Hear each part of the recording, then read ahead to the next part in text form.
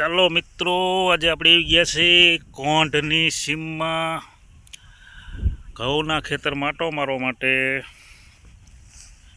આ જુઓ ઘઉંની વાડીવાળું નામ છે ટીનાભાઈ રજપૂત. જોઈ લો, ઘઉં આજ 3 પાણ પાયા અને 25 દિવસના થઈ ગયા. જોઈ લો, આ ખેડૂત છે. ક્યાં ઘઉં છે આપણે આરી? 73 નંબર છે કે ટુકડા? 73 નંબર ઘઉં છે અને 25 દિવસના ઘઉં થયા છે. જોઈ લો, આ ટીનાભાઈના ઘઉં એકદમ મસ્ત ને રેશમ. આપણે જે ખેડૂત અહીંયા બિયાણ ગોતે છે વાવવા માટે, અને આ ખેડૂતને 25 દિવસના ઘઉં થઈ ગયા. આજે તારીખ છે 11 12મો મહિનો અને 2024 સાલ. જોલો ઘઉં, ટીનાભાઈની વાડી, કોંઢની સીમ છે, તાલુકો ધાંગધ્રા. જોલો એકદમ રેશમ ને મસ્ત ઘઉં. જો કેવડા થઈ ગયા. 1.5 મહિનાના ઘઉં થઈ ગયા છે.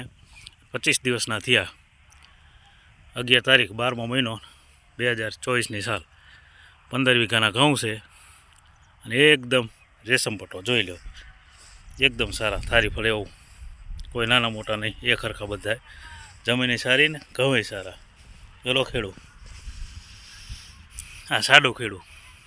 ચલો, આની પહેલાંમાં મગફળી હતી, કપાસ હતો. આની પહેલાંમાં કપાસ હતો અને પેલી બાજુ મગફળી હતી. આ કપાસ કાઢીને ઘઉં વાયા છે. જોઈ લો, કેટલા? 15 વીઘા. 15 વીઘાના છે ને ઘઉં? કેટલા પાણી પાયા? ત્રીજું પાયું. અને અત્યારે દવા છાંટી. 173 નંબર ઘઉં લો. 25 દિવસના થયા છે. 11મા મહિનાની 15 તારીખે વાવેલા છે. લો, કમ્પ્લીટ 25 દિવસ થયા. જોઈ લો ઘઉં મસ્ત. જુઓ ખેડૂત, જેટલું આગેતરું વાવો એટલો ફાયદો, જેટલા માણિકા વધારે ઉતરે. આમાં લગભગ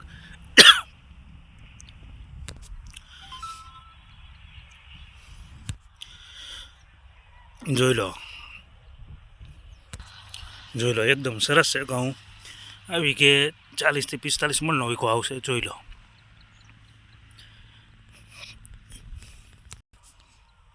એકદમ લીલા સેવાર જેવા. જોઈ લો, મસ્ત ઘઉં છે, એક સરખા જ બધાય. કપાસ હતો, કપાસ કાઢીને ઘઉં વાયા. જો લો, આવા સાડું ખેડ હોય એ જ અત્યારે આગળ આવે છે.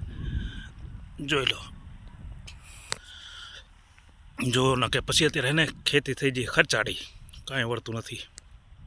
અને આ શરમથી ખેડૂતની બજારમાં બધાની માઠી બેઠી છે. કપાસ બગાડ્યા, મગફળી બગાડી, અને ભાવમાં કાંઈ નહીં. જોઈ લો, કારણ કે બધું બગડ્યું છે. કપાસ બગડ્યો, મગફળી બગડી, ભાવમાં કાંઈ નહીં. એટલે આ વખતે ખેડૂત બજારાની માઠી છે.